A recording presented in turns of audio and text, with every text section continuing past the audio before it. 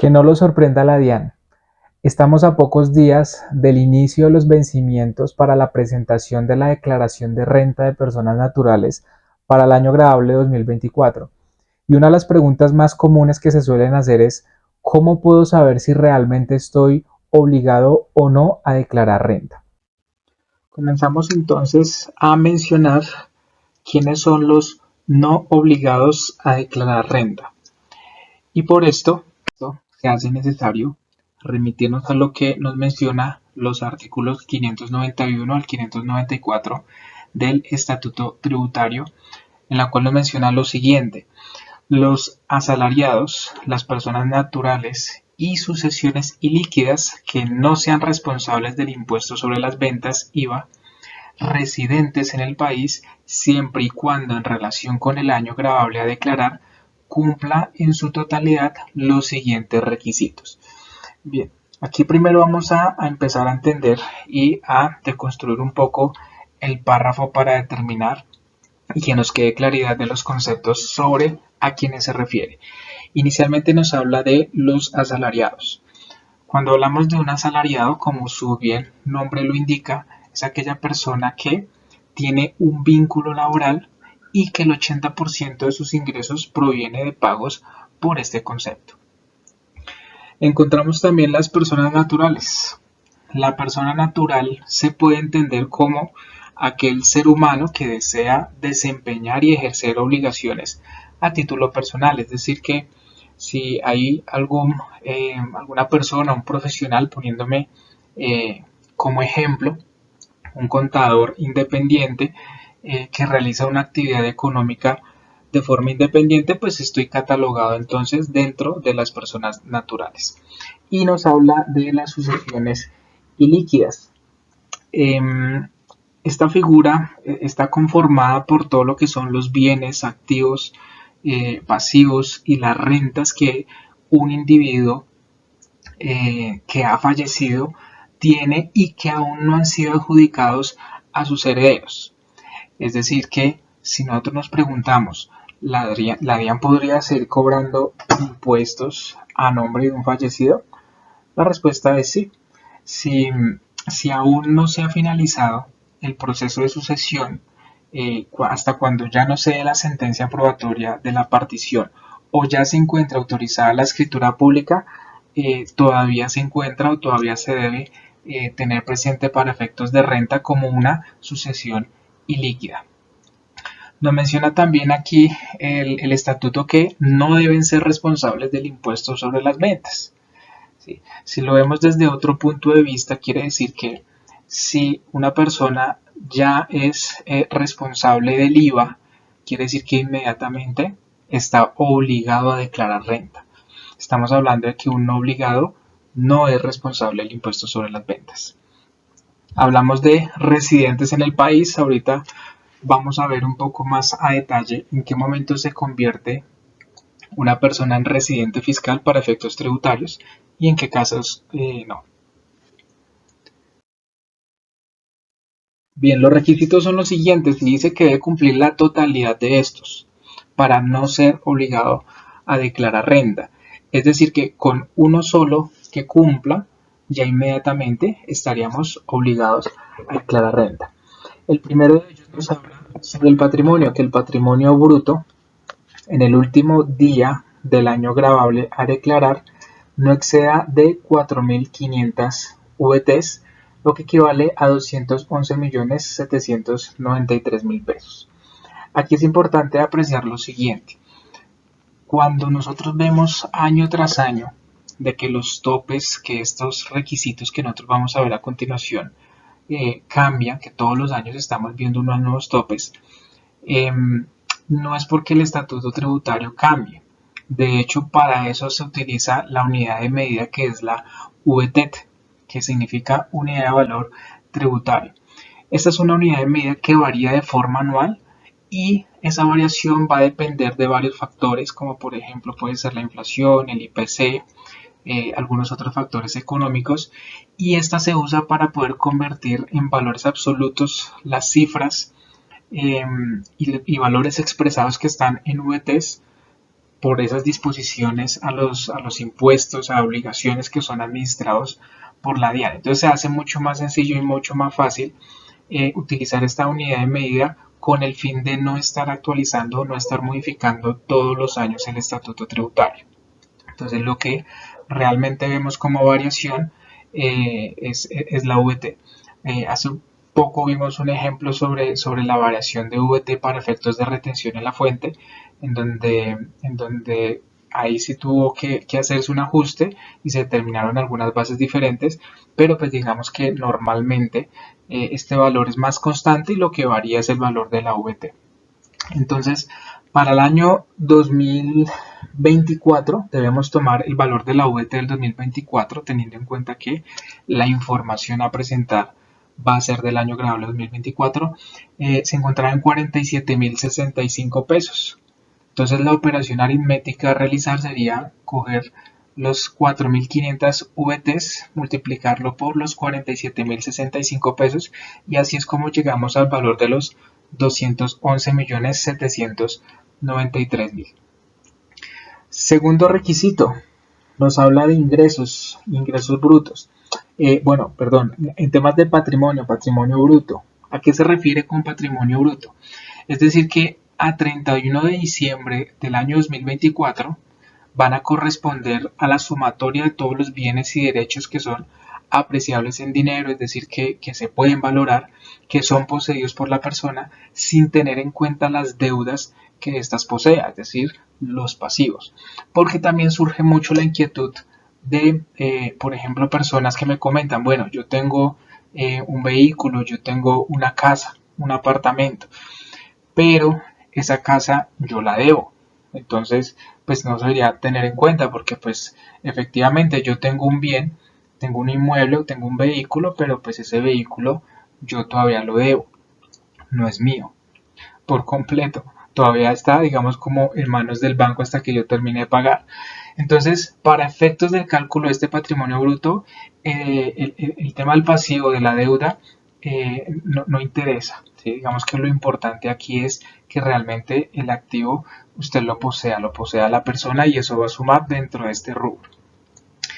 En el segundo aspecto tenemos que los ingresos brutos sean inferiores a 1.400 VTs, lo que corresponde a 65.891.000. Es decir que aquí nosotros vamos a tomar todos los ingresos que han sido recibidos durante el 1 de enero del 2024 al 31 de diciembre del 2024 y cuando hablamos de brutos significa que no están afectados ni están disminuidos por ningún concepto.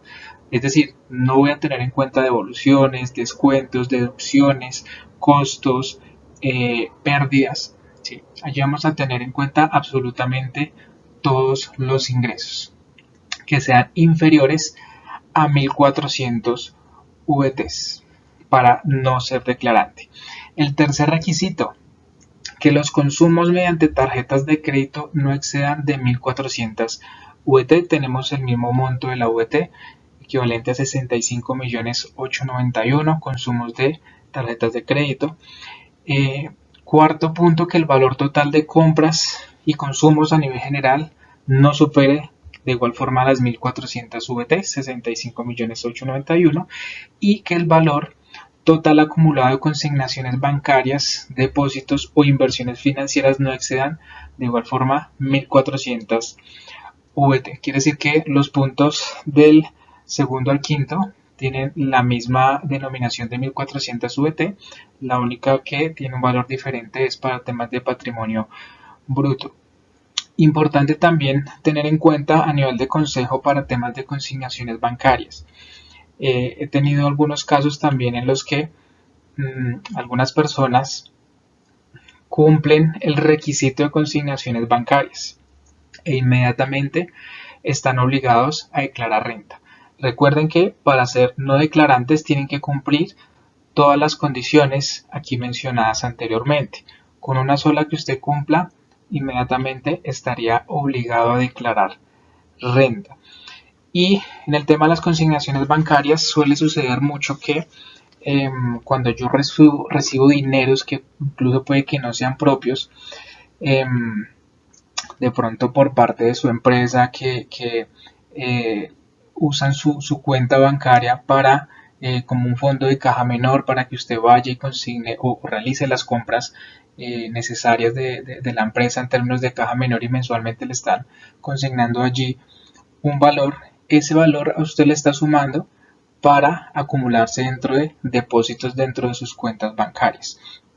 No necesariamente la DIAN establece de que todo lo que a usted le ingrese se puede traducir a como que si fueran sus ingresos. ¿Sí? Es muy diferente ese tema. Una cosa distinta son los ingresos que usted va a obtener y otra van a ser las consignaciones bancarias o los depósitos que recibe. Entonces, importante tener en cuenta que esos valores hay que tenerlos presentes en el sentido de que normalmente la gran mayoría de personas se fía como los demás y no tienen muy presente el tema de las consignaciones bancarias. Bueno, nos habla también el estatuto tributario sobre personas naturales o jurídicas extranjeras sin residencia o domicilio en el país cuando la totalidad de sus ingresos hubieran estado sometidos a la retención en la fuente de que tratan los artículos 407 a 409 del estatuto tributario y dicha retención en la fuente les hubiera sido practicada. Bueno, aquí ya estamos hablando de el estatuto tributario dentro de esos artículos 407 a 409 nos habla sobre ingresos obtenidos por dividendos, participaciones, rentas de trabajo y capital, como lo son los comisiones, honorarios, regalías, arrendamientos, compensaciones por servicios personales, consultorías, servicios técnicos, pero nos está hablando de personas jurídicas extranjeras o naturales sin residencia o domicilio en el país. Y no están obligados tampoco las personas naturales o jurídicas que pertenezcan al régimen simple de tributación. Recordemos que el régimen simple de tributación entró a reemplazar lo que anteriormente se conocía como el monotributo. Entonces el régimen ordinario, quienes pertenecen al régimen ordinario son quienes entran a presentar y a declarar el impuesto de renta, mientras que los que pertenecen al régimen simple de tributación, como su nombre lo dice, lo que busca es poder simplificar y formalizar y disminuir los trámites de las personas, permitiendo que se integren en uno solo varios impuestos, como justamente el impuesto de renta, industria y comercio, consumo, entre otros. Entonces, como ellos realizan una presentación distinta que simplifica y que unifica todos estos impuestos, pues entonces ellos no estarían dentro de los obligados a declarar renta.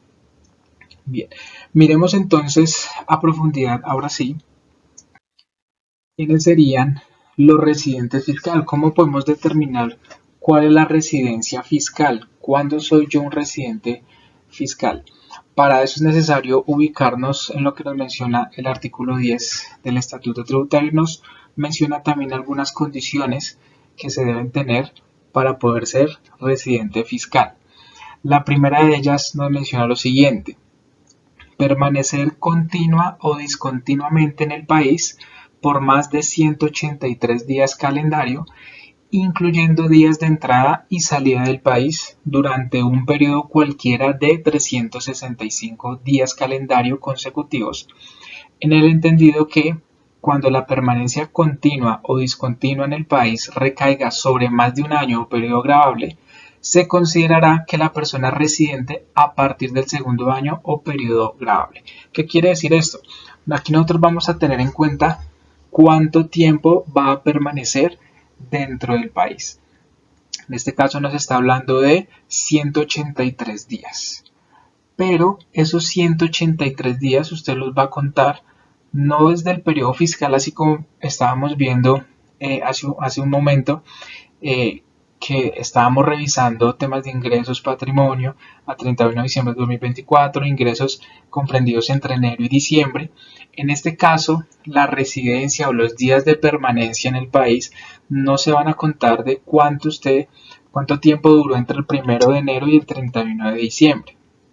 Aquí el conteo empieza desde el momento en que usted entra al país. Desde ese instante empieza el conteo de los 183 días. Quiere decir de que ahí usted puede coger, incluso estar en el medio de 2 años, que es lo que me menciona aquí el artículo.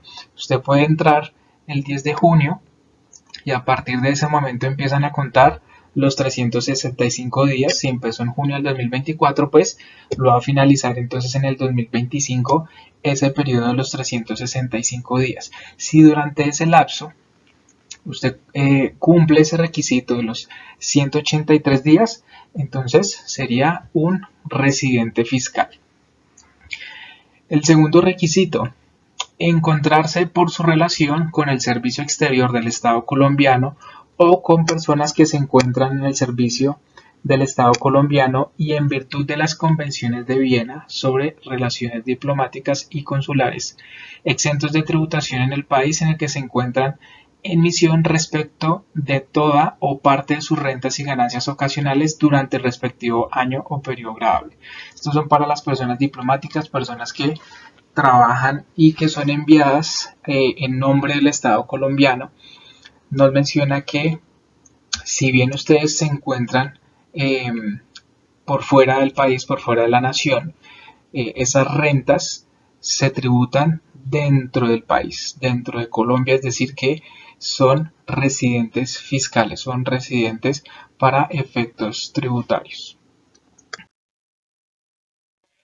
El tercer punto nos menciona lo siguiente: ser nacionales y que durante el respectivo año o periodo grabable. Tenemos los siguientes: importante, ser nacionales. Aquí ya nos está hablando de que son personas que tienen nacionalidad colombiana. Entonces, una persona que tiene la nacionalidad colombiana, que es colombiano y cumple alguno de estos requisitos, se convierte en residente fiscal. El punto A nos menciona: si su cónyuge o compañero permanente no separado legalmente o los hijos dependientes de menores de edad tengan residencia fiscal en el país. Es decir, usted es una persona que está radicada, por poner un ejemplo, en Estados Unidos.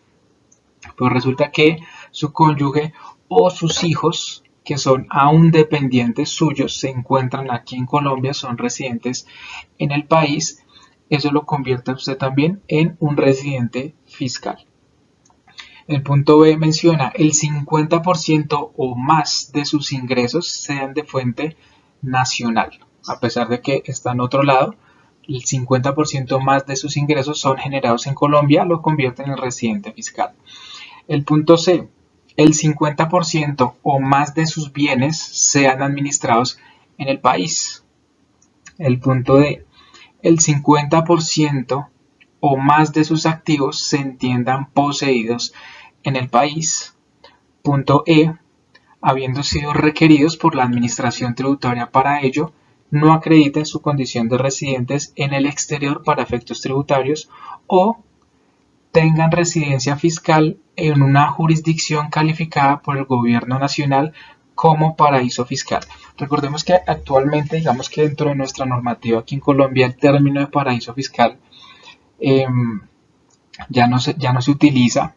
¿Sí? Se conoce más como países no cooperantes o países de baja o nula tributación. Entonces, si yo tengo o me encuentro en una jurisdicción que está calificada como un país no cooperante, de hecho la DIAN es la encargada de sacar el listado de cuáles son esos países, pues entonces cumpliré con este literal F. ¿Sí?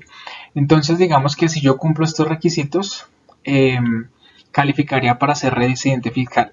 Más sin embargo, hay un parágrafo adicional que se adicionó, que también es importante tener en cuenta, por medio del artículo 25 de la ley 1739 del 2014. Lo siguiente menciona: no serán residentes fiscales los nacionales que cumplan con alguno de los literales del numeral 3, pero que reúnan una de las siguientes condiciones. Entonces, si hay alguien que cumple con los numerales que acabamos de mencionar, pero que adicionalmente cumple con algunos de estos dos requisitos, se vuelve como un no residente fiscal. ¿Cuáles son esas dos condiciones? La primera de ellas, que el 50% o más de sus ingresos anuales tenga su fuente en la jurisdicción en la cual tengan su domicilio. Y punto número 2, que el 50% o más de sus activos se encuentran localizados en la jurisdicción en la cual tengan su domicilio. Aquí a resaltar lo último que se menciona, importante, resalta que la fuente de sus ingresos debe ser en donde tiene su domicilio. No es lo mismo decir, o no lo dejaron abierto al 50% de sus ingresos, sino que lo encerraron a que debe ser dentro de su domicilio. Volviendo al ejemplo, una persona que está radicada en Estados Unidos lleva mucho tiempo allí radicada, pero que es residente fiscal porque cumple con el literal que menciona que su cónyuge, su esposa y sus hijos están en Colombia. Eso lo vuelve residente fiscal. Pero si sus ingresos, más del 50%, provienen de Estados Unidos, que es donde es su domicilio, entonces ahí le quita la residencia y se vuelve como un no residente fiscal. Lo mismo sucede en el segundo ítem, en el cual me menciona sus activos. Los activos deben estar localizados en la jurisdicción en la cual tengan su domicilio. ¿Y por qué se hace esta aclaración? Porque también puede llegarse a tener la situación en la que se encuentran sus ingresos o los ingresos provienen de un lugar distinto a donde es su domicilio. Para poner un ejemplo a nivel de contexto, esta misma persona que está radicada en Estados Unidos, que es residente fiscal por efectos de su esposa y sus hijos, pero que sus ingresos provienen de Europa.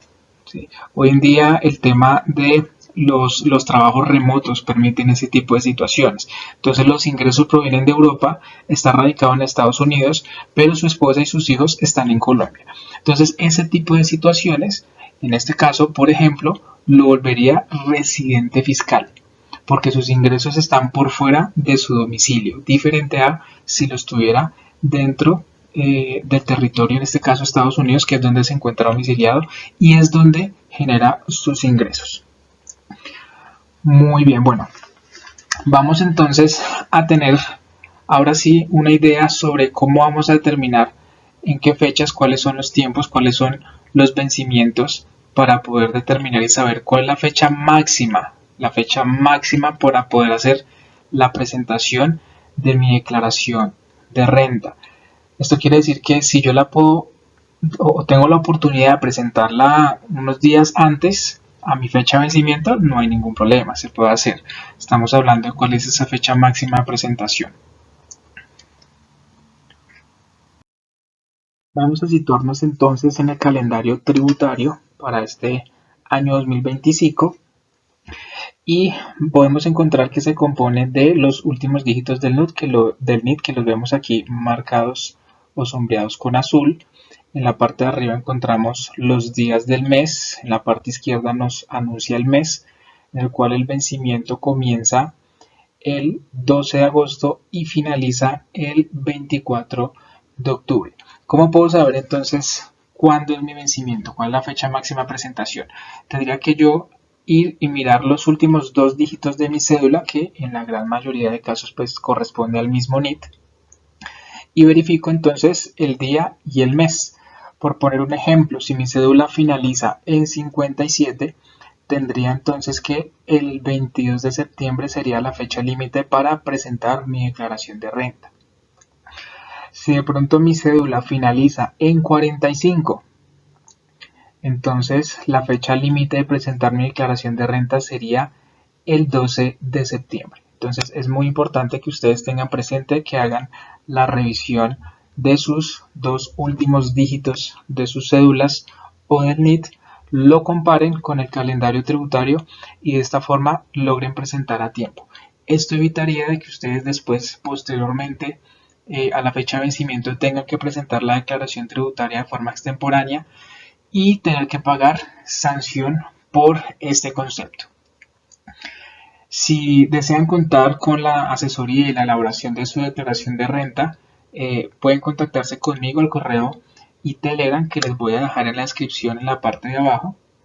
Muchísimas gracias por este video. Si les parece útil este contenido, les agradecería darle me gusta para que el algoritmo de YouTube lo recomiende a más personas y suscribirse, ya que es totalmente gratis. Chao, chao.